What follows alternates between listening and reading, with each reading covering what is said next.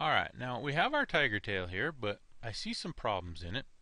For instance, it comes out nice and thick and heavy and comes down to this little kind of wedge shape out here that I'm not real happy with that. I think the tiger tail will stay bigger longer there. I think it needs to be a little fluffier all the way down to the end here. So let's see if we can achieve that. Remember, if I right click on a loft, I can come down to add loft section, and I can start adding in more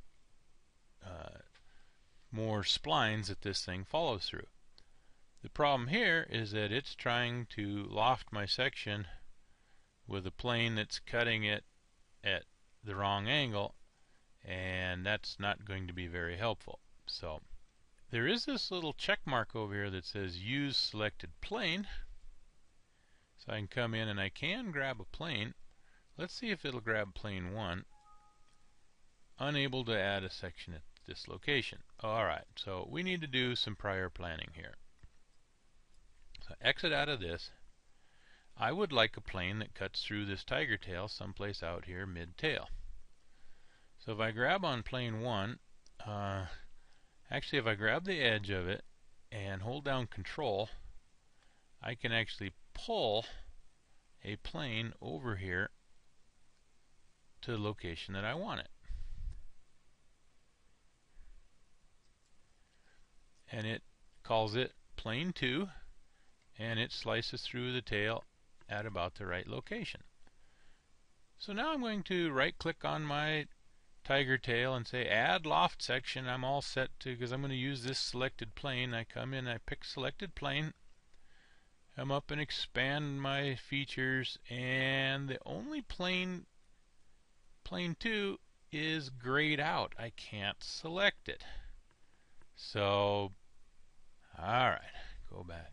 This is what I really like about SOLIDWORKS, is that you see plane 2 came after surface loft 1 in the history of this part. I can rearrange these to a certain extent. For instance, I can click on plane 2 and lift it up in the order and put it right behind plane 1. I can't get it above plane 1 because I used plane 1 to produce it. So I can put it right in here.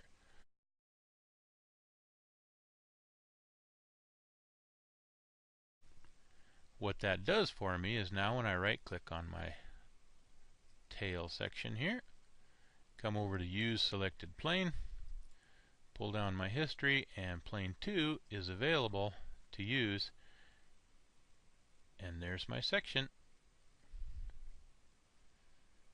Agree to this, open up surface loft. Notice it stuck a new sketch 12 in between other sketches. I can get in here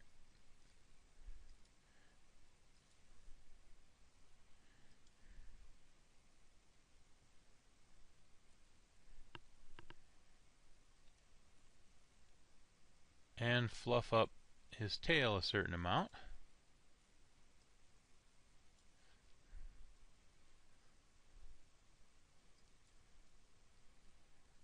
Agree to the sketch.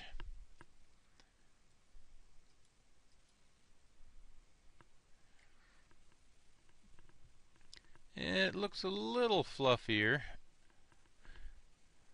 Actually, it looks like what I mostly impacted was this area to the right in between planes 1 and planes 2. Plane 2 out to the tail still is working, but I still need even fluffier all the way out to his tail. So, how to fix that? Well, if I start with plane 2 and open a sketch on plane 2, what I'm going to do is just draw a vertical line here, and notice my cursor has the little yellow slash in it for vertical. That's just going to be a reference line.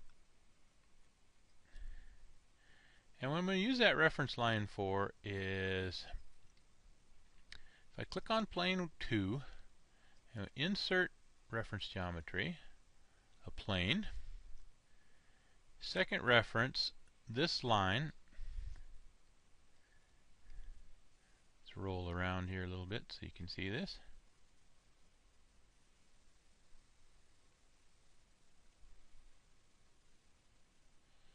So I'm looking down this plane and click on at angle. I can get in here and adjust my angle. Actually, let's go flip. Let's pick flip. I can adjust the angle of this plane. I think I like about here. I'd like this plane to end up actually a little closer to the tip of his tail. I'd like it to slice through right in here someplace. So what I'm going to do is go in and actually modify my sketch of this line and pull this line further out, about that far. Agree to this sketch. And do you see how that impacted my plane? Going through his tail. Now I can achieve a nice fluffy tail, probably out to almost the tip of his tail. Let's give him just a touch more here. Try it one more time. Pull it out a little ways further.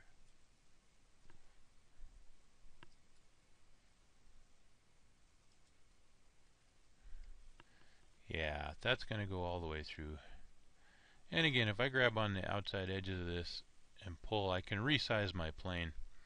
Also notice it's telling me this is at 73 degrees. If I grab on the little blue marker ball here, I can actually adjust that.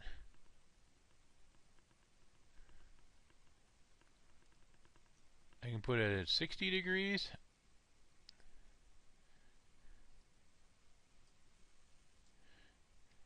Which gets me out really close to the tip of his tail. Or I can make that more like if I put it at 85 degrees here.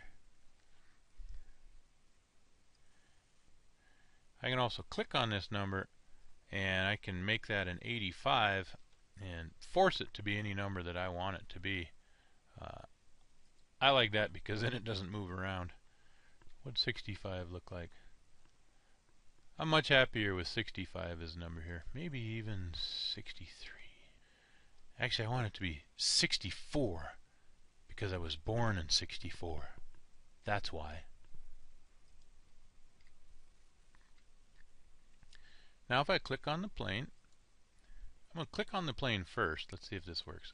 Hold down Control, right click on his tail and add loft section. I was hoping it would put selected plane into here, but it didn't. Remember to put the plane above the loft. Remember to put sketch 13 up above the loft and then move the plane up.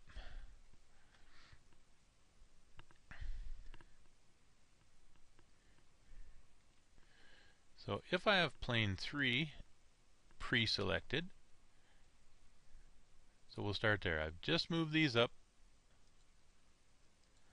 Move this above loft, above the surface loft. Notice I've got it clicked on and it's light blue out here. Hold down Control, grab his tail, add loft section, and use selected plane. It defaulted it right into here, and I have my spline forming in the tail. That is now sketch 16, which I can edit. It has quite a few control points in it, so if I pull on one control point, that would be a rather strange looking tail.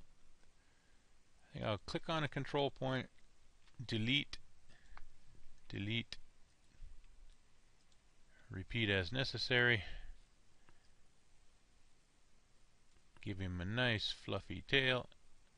After all, he's getting into a fight, he's charging something, so his tail would probably be quite large.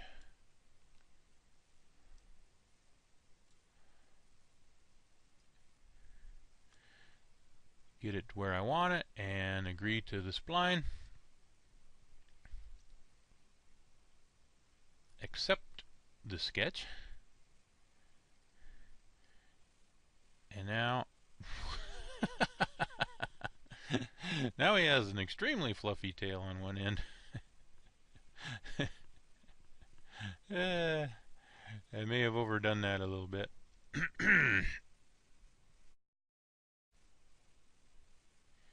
Yeah, let's go in and fix that. What happened?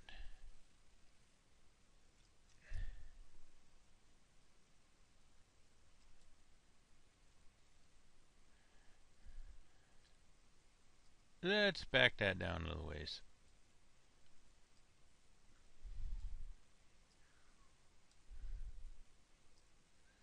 We'll keep him fluffy,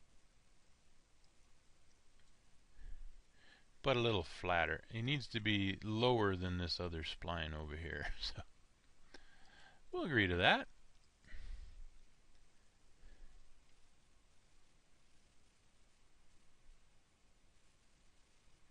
And maybe we'll even increase spline 12.